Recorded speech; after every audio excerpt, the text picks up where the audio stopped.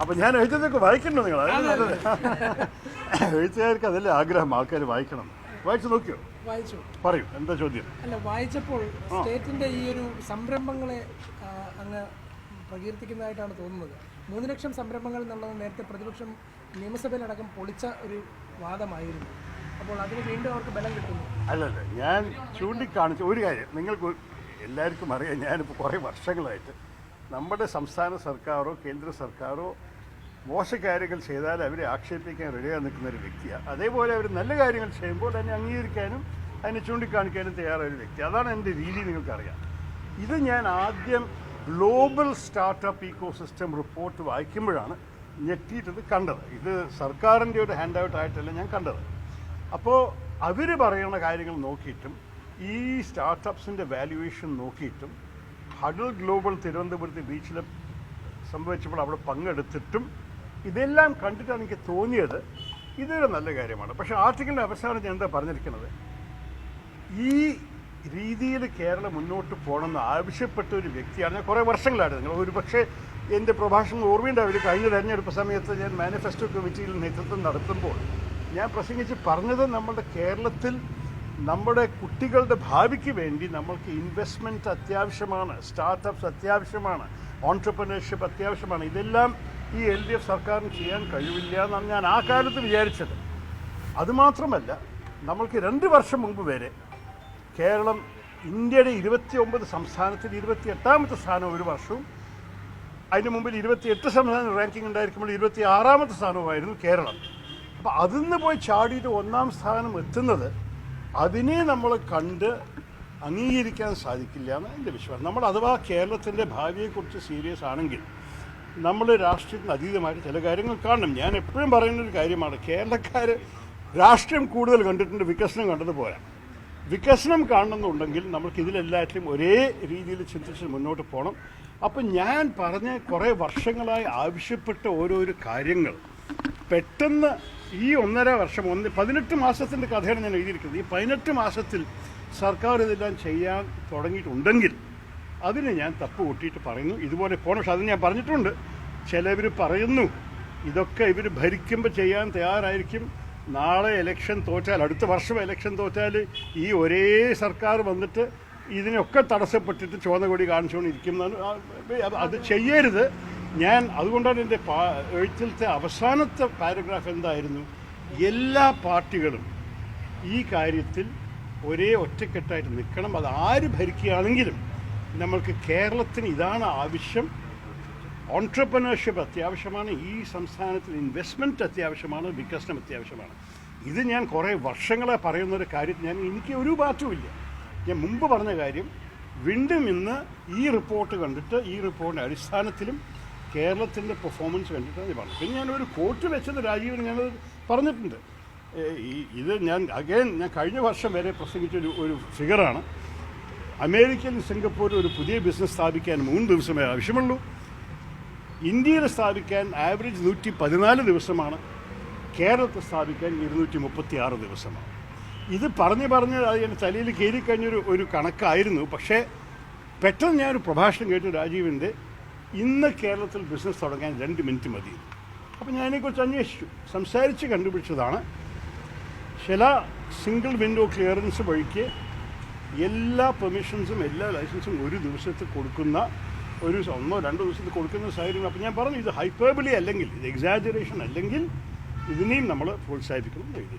അപ്പോൾ ഞാൻ എല്ലാ അടിസ്ഥാനത്തിലും എല്ലാ ഫാക്ട്സിൻ്റെ അടിസ്ഥാനത്തിലും ഡോക്യുമെൻറ്റ് സൈറ്റ് ചെയ്തിട്ടും ഡേറ്റ്സും ഫിഗേഴ്സും വെച്ചിട്ടാണ് ഞാൻ പറഞ്ഞിരിക്കുന്നത്. ഒരേ സമയം ഞാൻ പറഞ്ഞു ഇതിൽ എല്ലാ പാർട്ടികളും ഒരഭിപ്രായത്തോടെ നിൽക്കണം. എൻ്റെ അർത്ഥം ഇതേപോലെ നമ്മൾ അടുത്ത വർഷം ഭരണത്തിൽ വന്നാൽ നമ്മൾക്കും ഇതൊക്കെ ചെയ്തുകൊണ്ടിരിക്കണം. ആ സമയത്ത് ഇപ്പോൾ ഭരിക്കുന്നവർ നമ്മളെ എതിരിക്കരുത് രാഷ്ട്രീയത്തിൻ്റെ പേരിൽ. പ്രതിപക്ഷ നേതാവ് പക്ഷേ പറയുന്നത് ഏത് സ്റ്റാറ്റിസ്റ്റിക്സ് എന്നാണ് അത് ആർട്ടിക്കിൾ വായിക്കാൻ പറയണം. ഞാൻ എന്നോട് ചോദിച്ചിട്ടില്ല, ഞാൻ ചൂണ്ടിക്കാണിക്കാം. ഞാൻ എല്ലാറ്റിൻ്റെയും ആ റിപ്പോർട്ട്സായി അഥവാ ആ റിപ്പോർട്ടിൽ വല്ല കുറ്റമുണ്ടെങ്കിൽ നമ്മൾ തർക്കിക്കണം. ഞാൻ ഈ ഗ്ലോബൽ സ്റ്റാർട്ടപ്പ് ഇക്കോസിസ്റ്റം റിപ്പോർട്ട് ലോകത്തിൻ്റെ എല്ലാ രാജ്യങ്ങളും എല്ലാ സംസ്ഥാനത്തിൻ്റെയും ഒരു റിപ്പോർട്ടാണ്. അത് ഞാനോ ഒരു ഇന്ത്യൻ സ്ഥാപനമല്ല ഇറക്കിയിരിക്കണം. അത് ഇൻ്റർനെറ്റിൽ നിങ്ങൾ കയറിയിട്ട് നോക്കിക്കോളൂ, ഗൂഗിളിൽ എവിടെ നിന്നാണ് ഞാൻ അത് എടുത്തിരിക്കുന്നത്. രമേശ് ചെന്നിത്തല ഇത് പരിഹസിച്ചത് 2 മിനിറ്റ് അല്ല 1 മിനിറ്റ് മതി സ്ഥാപനം പൂട്ടിപ്പോകാനെന്നാണ് അദ്ദേഹം പറഞ്ഞത്. അതൊക്കെ വേറെ കാര്യം. 2 മിനിറ്റ് എനിക്ക് തോന്നി ഇത് കുറച്ചൊരു എക്സാജറേഷനാണ്. പക്ഷേ അതിൻ്റെ ഉദ്ദേശ്യമാണ് നമുക്ക് സ്വീകരിക്കേണ്ടത്. എൻ്റെ അർത്ഥം 2 മിനിറ്റ് എന്ന് പറയുമ്പോൾ പെട്ടെന്ന് കാര്യങ്ങൾ ചെയ്യാൻ തയ്യാറായി ഒരേ സർക്കാർ ഓരോരോ തടസ്സങ്ങൾ മുമ്പ് കൊണ്ടുവന്നിട്ടാണ് സർക്കാർ ഇങ്ങനെയൊക്കെ ചെയ്യാൻ തയ്യാറാണെങ്കിൽ അതിന് ഞാൻ സ്വീകരിച്ചു. പാർട്ടി തന്നെ പലപ്പോഴും പറഞ്ഞിട്ടുള്ള കാര്യം കേരളം വ്യവസായ സൗഹൃദമല്ല എന്നുള്ള കാര്യമാണ്. പക്ഷെ അങ്ങ് അതിനെ പ്രോത്സാഹിക്കുന്ന തരത്തിലാണ് സംസാരിച്ചത്. പ്രതിപക്ഷത്ത് പറഞ്ഞത് ഇന്നും പറഞ്ഞത് സംസ്ഥാനം വ്യവസായ സൗഹൃദമല്ല എന്നാണ്. കേരളത്തിന് നമ്മൾക്ക് എന്താ ചൂണ്ടിക്കാണിക്കാനുള്ളത്? ഈ is of doing business ranking അത് ഇന്ത്യയിൽ എല്ലാ സംസ്ഥാനങ്ങളിലും റാങ്ക് ചെയ്യുന്നതാണ്. അതിൽ നമ്മൾ നല്ലോണം പുറകെയായിരുന്നു. പെട്ടെന്ന് നമ്മൾ 1-ാം സ്ഥാനത്ത് എത്തിയിരിക്കണം. അതിന് വല്ല കാരണമുണ്ടാവണ്ടേ? ഇതും നമ്മുടെ CPM സർക്കാർ ഇറക്കുന്ന റാങ്കിങ് അല്ലല്ലോ, ഇതൊരു നാഷണൽ റാങ്കിങ് ആണ്. അപ്പോൾ നമ്മൾ ഇതെല്ലാം കാണാത്ത ഭാഗം നടിക്കാൻ സാധിക്കില്ല. പക്ഷേ ഇത് ചെയ്യണമെന്നുണ്ടെങ്കിൽ ഇതിനെ നല്ലപോലെ ആത്മാർത്ഥത മുന്നോട്ട് കൊണ്ടുപോകാൻ ഇവർക്ക് സാധിക്കുമോ എന്നൊരു ചോദ്യം ചോദിക്കാനുള്ള പൂർണ്ണ അവകാശമുണ്ട്. അവിടെ പൊളിറ്റിക്കൽ നോട്ട്. പക്ഷേ ഇതൊക്കെ തെരഞ്ഞെടുപ്പിൻ്റെ പടിവാതിക്കൽ നിൽക്കുമ്പോൾ ഒരു തിരിച്ചടിയാകുമെന്നാണ് പാർട്ടി വിലയിരുത്തുന്നത്. ഇല്ല, ആവശ്യമില്ല. ഞാൻ ചൂണ്ടിക്കാണിച്ചിരിക്കുന്നത് സബ്സ്റ്റാൻറ്റീവ് ഇഷ്യൂസ്. അതിനർത്ഥം ഞാൻ നേരത്തെ പറഞ്ഞില്ലേ, രാഷ്ട്രീയം നമ്മൾക്ക് കുറേ ഉണ്ട്. ഈ എല്ലാറ്റിലും രാഷ്ട്രീയമുണ്ട്. നമ്മൾ ജനങ്ങൾ നല്ലോണം രാഷ്ട്രീയം കണ്ടു കഴിഞ്ഞു. വികസനം കണ്ടിട്ടില്ല. കുറേ വർഷങ്ങളായിട്ട് കേരളത്തിൻ്റെ സ്ഥിതി വല്ലാത്ത മോശമായിരുന്നു. ഇപ്പോൾ വികസനത്തിന് വേണ്ടി പ്രവർത്തിക്കാൻ ആര് തയ്യാറായാലും നമ്മൾ അതിനെ സ്വീകരിക്കണം. അതിൻ്റെ അർത്ഥമല്ല അവരുടെ രാഷ്ട്രീയമോ അവരുടെ ഐഡിയോളജിയോ നമ്മൾ സ്വീകരിക്കണമെന്ന്. അവരൊരു നല്ല കാര്യം ചെയ്തു, അതേപോലെ അവർ പല കുറ്റങ്ങളും ചെയ്യുന്നുണ്ട്, തെറ്റുകാര്യങ്ങൾ ചെയ്യുന്നുണ്ട്, അതിനെയും ചൂണ്ടിക്കാണിക്കാൻ നമ്മൾ നിൽക്കണം. പക്ഷേ ഞാൻ എപ്പോഴും എല്ലാ കാര്യത്തിലും എപ്പോഴും പറയുന്നൊരു വിഷയമാണ്, എൻ്റെ അഭിപ്രായത്തിൽ നമ്മൾ ചില വിഷയത്തിനെക്കുറിച്ച് ജനങ്ങളുടെ താല്പര്യത്തിനെക്കുറിച്ച് നോക്കുമ്പോൾ ജനങ്ങൾക്ക് വേണ്ടിയിട്ട് നമ്മൾ രാഷ്ട്രീയം അതീതമായി കാണണം. അത് തിരഞ്ഞെടുപ്പ് വരുമ്പോൾ നമ്മളുടെ ഈ വിശ്വാസത്തിൻ്റെ അടിസ്ഥാനത്തിലാണ് നമ്മൾ നമ്മളുടെ മുഖം ജനങ്ങളുടെ മുമ്പിൽ വെക്കേണ്ടത്. നമ്മൾ പറയാൻ പോവാണ്, ഞങ്ങളാണ് ഇങ്ങനെയുള്ള കാര്യങ്ങൾ കുറേ വർഷങ്ങളായി ആവശ്യപ്പെട്ടത്, ഞങ്ങളാണ് ഇതിനെ നല്ലോണം നയിക്കാൻ സാധിക്കുന്നത്, ഞങ്ങളുടെ ട്രാക്ക് റെക്കോർഡ് നോക്കിക്കോളും. അത് നമ്മൾ ജനങ്ങളുടെ മുമ്പിൽ അവർ വിശ്വാസം നമ്മൾ ആഗ്രഹിക്കണം. പക്ഷേ അവർ എന്ത് ചെയ്താലും തെറ്റാണ്, കാരണം നമ്മുടെ പ്രതിപക്ഷമാണെന്നുള്ള കാര്യമില്ല. അതുപോലെ തന്നെ അവരും നാളെ പ്രതിപക്ഷത്തെത്തുമ്പോൾ ഇന്ന് വരെ ചെയ്ത കാര്യങ്ങൾ ഇനി ഉപേക്ഷിക്കാൻ പാടില്ല. അവർക്കൊരു ഉത്തരവാദിത്തമുണ്ട്. അതും ഞാൻ ചൂണ്ടിക്കാണിച്ചിട്ടുണ്ട് എൻ്റെ ആർട്ടിക്കിളിൽ. അതാണ് ഈ ലേഖനത്തിൻ്റെ അർത്ഥം. US പ്രസിഡന്റുമായിട്ടുള്ള കൂടിക്കാഴ്ചയുടെ കാര്യത്തിലും ഇതേ സമീപനം തന്നെയാണോ? അതിന് അപ്പോൾ നിങ്ങൾ ഒരേ ഒരു ദിവസത്തിൽ ഒരു ആർട്ടിക്കിൾ നിങ്ങൾ പറയുന്നത് ഞാൻ CPM സന്തോഷിപ്പിച്ചു, ഒരേ ദിവസത്തിൽ വേറെ കമൻറ്റ് BJP സന്തോഷിപ്പിച്ചു. ഞാൻ ജനങ്ങളുടെ പേരിൽ ഞാനൊരു കേരളീയനായിട്ടും ഒരു ഭാരതീയരായിട്ടും ചിന്തിക്കുന്ന ഒരു വ്യക്തിയാണ്. അതിൻ്റെ അർത്ഥം തീരെയല്ല ഞാനൊരു രാഷ്ട്രീയ എൻഡോഴ്സ്മെൻറ്റ് നടത്തിയെന്ന് ഒരിക്കലുമില്ല. ഞാൻ ഒരു കാര്യത്തെക്കുറിച്ച് നല്ല കാര്യങ്ങൾ പറഞ്ഞു, അതിൻ്റെ ഒപ്പം തെറ്റ് വന്നാലോ എനിക്ക് വേറെ അഭിപ്രായം ഉണ്ടെങ്കിൽ അത് ഞാൻ പറയാൻ അതിൻ്റെ സ്വാതന്ത്ര്യം ഞാൻ എടുത്തു വയ്ക്കും. ഒരു പ്രശ്നമില്ല, അവരെല്ലാവർക്കും അവകാശം. ഞാൻ എപ്പോഴും സംസാരിക്കുന്നത്, ഞാൻ പാർട്ടിയുടെ വക്താവല്ല, ഒഫീഷ്യൽ സ്പോക്സ്മാൻ അല്ല, ഞാൻ സംസാരിക്കുന്നത് ഒരു വ്യക്തിയായിട്ടാണ്. അതുമാത്രമല്ല, ഞാൻ മോദിയുടെ സർക്കാർ ചെയ്ത കാര്യത്തിൻ്റെ കമൻറ്റ് ഞാൻ പറഞ്ഞു, ഞങ്ങൾ എന്തായാലും സ്റ്റാൻഡിംഗ് കമ്മിറ്റിയിലൊരു ബ്രീഫിംഗ് കാത്തിരിക്കുന്നുണ്ട്. മനസ്സിലായില്ലേ? ആ ബ്രീഫിംഗ് വരട്ടെ, അപ്പോൾ നമ്മൾ കമ്മിറ്റിയിൽ പിന്നെ വിദേശകാര്യ മന്ത്രാലയത്തിൻ്റെ പ്രതിനിധികൾ, ഫോറിൻ സെക്രട്ടറിയും കൂടി വരും. അദ്ദേഹത്തിനോട് ചോദിച്ചിട്ട് നമുക്ക് വല്ല സംശയങ്ങളുണ്ടെങ്കിൽ നേരിട്ട് ചോദിക്കാം, അതാണ് നല്ലത്. പക്ഷേ ഇപ്പോഴത്തെ സ്ഥിതി ഒരു കാര്യം ഞാൻ എപ്പോഴും പറയും, വിദേശ കാര്യങ്ങൾ നോക്കുമ്പോൾ ഒരൊറ്റ ചിന്തയെ മനസ്സിൽ പാടുള്ളൂ, അത് ഭാരതത്തിൻ്റെ നാഷണൽ ഇൻട്രസ്റ്റ്, നമ്മളുടെ ഭാരതീയ താല്പര്യം എന്താണ്, അതാണ് നമുക്ക് നോക്കേണ്ടത്. അതിൽ വീണ്ടും രാഷ്ട്രം കണ്ടിട്ട് കാര്യമില്ല. അവസാനത്തിൽ നമ്മൾ ഭരിക്കുകയാണോ വേറെ വല്ലവരും ഭരിക്കുകയാണെങ്കിലും നമ്മൾ രാജ്യം മുന്നോട്ട് പോകണം. നമ്മളുടെ പൗരന്മാരുടെ ആവശ്യങ്ങളെക്കുറിച്ച് വേണ്ടി നമ്മൾ നിൽക്കണം. ഇതിലെല്ലാറ്റിലും ഞാൻ ഈ 15-16 വർഷം കൺസിസ്റ്റൻ്റായി നിന്നിട്ടുണ്ട്.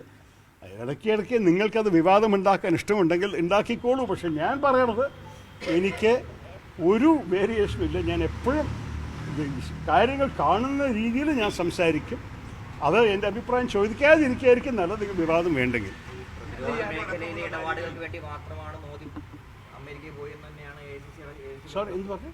പ്രതിരോധ മേഖലയിലെ ഇടപാടുകൾക്ക് വേണ്ടി മാത്രമാണ് ഈ മോദി ട്രംപ് കൂടിക്കാഴ്ച എന്നുള്ള കാര്യത്തിൽ നേരത്തെ വക്താക്കൾ തന്നെ പറഞ്ഞിട്ടുള്ള കാര്യമാണ്. നോക്കൂ, ഇതെല്ലാം ആൾക്കാർ അവരുടെ അഭിപ്രായങ്ങൾ പറഞ്ഞോട്ടെ. ഞാൻ മനസ്സിലാക്കിയിരിക്കുന്നത് പല നേതാക്കളും, അതുപോലെ ഈ ഒരു മാസം കൂടി ആയിട്ടില്ല, അദ്ദേഹം 20 ജാനുവരിയിലാണ് രാഷ്ട്രപതി ആയത്. ഇപ്പോൾ 15 ഫെബ്രുവരി ആകുമ്പോഴേക്കും നമ്മളുടെ പ്രധാനമന്ത്രി അദ്ദേഹത്തിൻ്റെ 4ാമത്തെ അതിഥിയായിട്ട് അവിടെ എത്തി അതിൽ നേരിട്ട് കാണാനും കൂടിക്കാഴ്ച ഉണ്ടാക്കാനും സംസാരിക്കാനും എല്ലാത്തിനും അവസരമെടുത്തത് എൻ്റെ അഭിപ്രായത്തിൽ നല്ലൊരു കാര്യമാണ്. അത് ഭാരതത്തിൻ്റെ ഒരു പ്രാധാന്യം നോക്കിയിട്ടാണ്. നമ്മൾ ഒരിക്കലും ഒരു സംശയവും വേണ്ട. ഇതേപോലെ ഒരു 100 നേതാക്കൾ ആവശ്യപ്പെട്ടിട്ടുണ്ടാവും അദ്ദേഹത്തെ കാണാൻ. എല്ലാവർക്കും അവസരം കൊടുത്തില്ല. അപ്പോൾ ഇത് ഭാരതത്തിൻ്റെ ഒരു അംഗീകാരമാണ്. നമ്മളതിനെ എൻ്റെ അഭിപ്രായത്തിൽ നമുക്ക് കുറച്ച് അഭിമാനത്തോടെ പറയാം. ഭാരതത്തിൻ്റെ ഒരു മഹത്വം കണ്ടിട്ടും ഭാരതത്തിൻ്റെ ഒരു പ്രാധാന്യം കണ്ടിട്ടും ഇതൊക്കെ ചെയ്യുന്നത്. അപ്പോൾ നമ്മൾ അതിനെയും ആ സ്പിരിറ്റിൽ കണ്ടിട്ട് എന്താണ് നമ്മളുടെ ആഗ്രഹങ്ങൾ. നിങ്ങൾക്കറിയാം ഈ ട്രേഡിൻ്റെ വിഷയത്തിൽ ഈ ടാരിഫ്സൊക്കെ ട്രംപിന് ഇടയ്ക്കിടയ്ക്ക് എല്ലാ 5 മിനിറ്റും ഈ വാക്ക് ടാരിഫ്സ് ഉപയോഗിക്കാൻ തുടങ്ങിക്കഴിഞ്ഞു. നമ്മൾക്കൊരു കാര്യം മനസ്സിലാക്കണം, ഇന്ത്യൻ എക്സ്പോർട്സിൽ ടാരിഫ്സ് വന്നു കഴിഞ്ഞാൽ എന്ത് പറ്റും? നമ്മുടെ എക്സ്പോർട്സ് ചുരുങ്ങിപ്പോയി കഴിഞ്ഞാൽ നമ്മുടെ രാജ്യത്തിൽ വളർച്ച കുറയും. അതുകൊണ്ടാണ് എപ്പോഴും നമുക്ക് ആവശ്യമുള്ളത് ഇങ്ങനെയുള്ള കാര്യത്തിൽ നയതന്ത്ര രീതിയിൽ അവരോട് സംസാരിച്ചിട്ട് മുന്നോട്ട് കൊണ്ടുപോകാൻ. വേറെ കാര്യം നമുക്ക് മനസ്സിലാക്കേണ്ടത്, ഈ വിഷയത്തിൽ ഈ രണ്ട് ഒരു രാഷ്ട്രപതി ഒരു പ്രധാനമന്ത്രിയും കൂടി തീരുമാനിച്ചിരിക്കുന്നത് അടുത്ത 8-9 മാസം 2 രാജ്യങ്ങളുടെ ഡെലിഗേഷനുകൾ ഒരുമിച്ചിരുന്നിട്ട് ഒരു നെഗോസിയേഷൻ നടത്തും.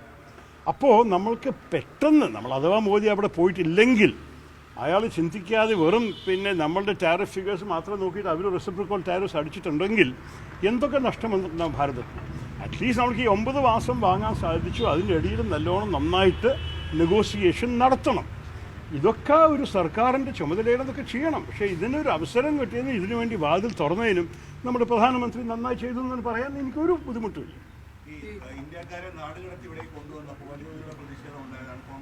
ഞാനും പ്രതിഷേധം ചെയ്തിട്ടുണ്ട്.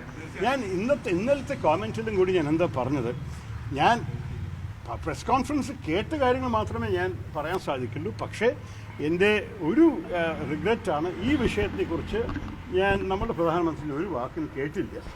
അത് ഞാൻ വിചാരിക്കുന്നു അദ്ദേഹം വാതിൽ അടച്ചിട്ട് നേരിട്ട് പറഞ്ഞിട്ടുണ്ടാവും. ഒരു പക്ഷേ എല്ലാ കാര്യങ്ങളും തുറന്ന് വെളിയിൽ പറയാൻ ആവശ്യമില്ലല്ലോ നയതന്ത്രത്തിൽ.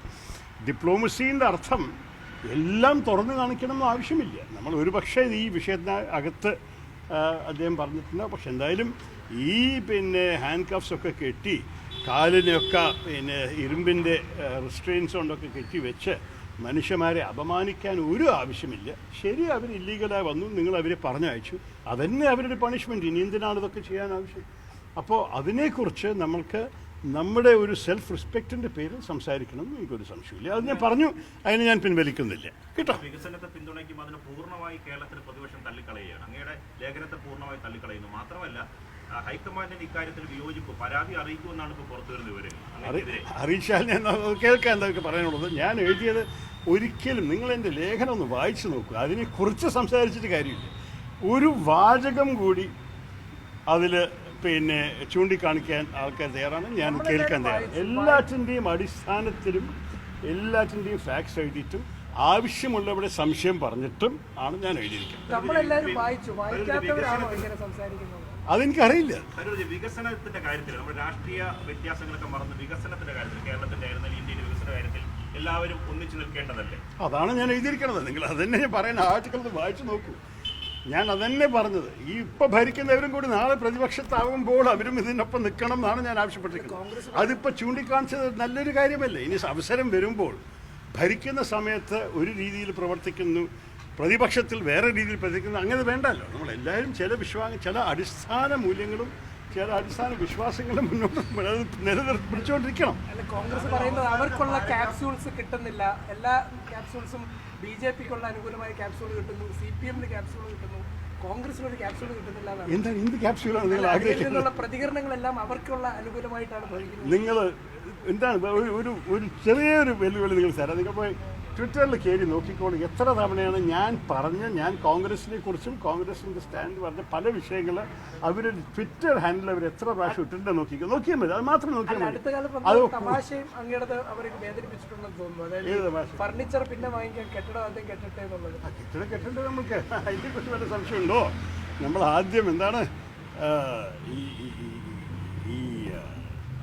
സർക്കാർ നമ്മൾ ജയിക്കട്ടെ, അത് വേണ്ടി നമ്മൾ നോക്കാം ആരൊക്കെയാണ് നയിക്കേണ്ടത്. അതിൻ്റെ ഒരു തമാശയായിട്ട് പറഞ്ഞത് മാത്രമല്ല, സീരിയസ് പോയിന്റാണ്.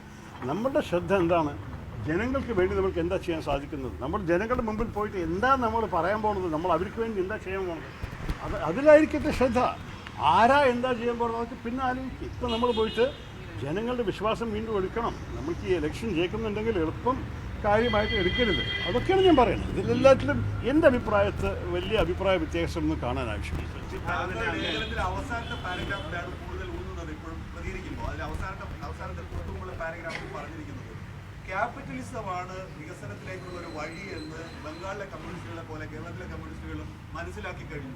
താങ്കൾ അങ്ങനെ കരുതുന്നുണ്ടോ? കേരളത്തിലെ കമ്മ്യൂണിസ്റ്റുകൾ അങ്ങനെ മുതലാളിത്തമാണ് വഴി? അതെല്ലാം ചൂണ്ടിക്കാണ്. ഈ സ്റ്റാർട്ടപ്പ് ഓൺട്രപ്രണർഷിപ്പ് എന്താണ്? കമ്മ്യൂണിസ്റ്റുകാർ ചൈനയിലും ചെയ്തു, അത് കഴിഞ്ഞ് ബംഗാളിലും ചെയ്തു, ഇപ്പോൾ കേരളത്തിൽ ചെയ്തത് നല്ല തന്നെ.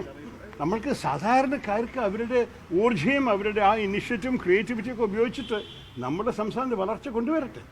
അത് കമ്മ്യൂണിസ്റ്റുകാർ അവസാനത്തെ പഠിച്ചു എന്ന് എനിക്ക് വലിയ സന്തോഷമുണ്ട്. എനിക്കൊരു കുറ്റമില്ല. ഞാൻ ഇതാണ് കുറേ വർഷങ്ങളായി ആവശ്യപ്പെടുന്നത്. എൻ്റെ പണ്ടത്തെ പ്രഭാഷണം കേട്ടോളൂ, ഇപ്പോഴല്ലെങ്കിൽ കഴിഞ്ഞ തെരഞ്ഞെടുപ്പിൽ പറഞ്ഞതൊക്കെ കേട്ടോളൂ. അതന്നിപ്പോൾ നടക്കുന്നത് എങ്ങനെ അതിൽ ഒഴിവാക്കാൻ സാധിക്കും? ലേഖനത്തിന്റെ യഥാർത്ഥ കണ്ടന്റ് കേരളത്തിലെ കോൺഗ്രസ്സുകാർ മനസ്സിലാക്കിയില്ല എന്നുള്ളതാണ്. അത് വായിച്ച് മനസ്സിലാക്കി എല്ലാവരും മനസ്സിലാക്കിയെന്ന് ഞാൻ പറയുന്നില്ല. എനിക്ക് പലവരും ഫോൺ ചെയ്ത് സംസാരിച്ചിട്ടുണ്ട് എന്നെ അനുകൂലമായിട്ട്. ചിലവർക്ക് വേറെ അഭിപ്രായ വ്യത്യാസം ഉണ്ടെങ്കിൽ അവർക്കും സ്വാതന്ത്ര്യമുണ്ട് പറയാൻ എന്തിൻ്റെ അടിസ്ഥാനത്തിലാണ് അഭിപ്രായ വ്യത്യാസം. ഞാൻ എഴുതിയത് വായിച്ചിട്ടുണ്ടെങ്കിൽ അതിൻ്റെ അടിസ്ഥാനത്തിൽ ഞാൻ സംസാരിക്കാനോ തർക്കം ചെയ്യാനോ തയ്യാറാണ്. കേട്ടോ? Thanks very much.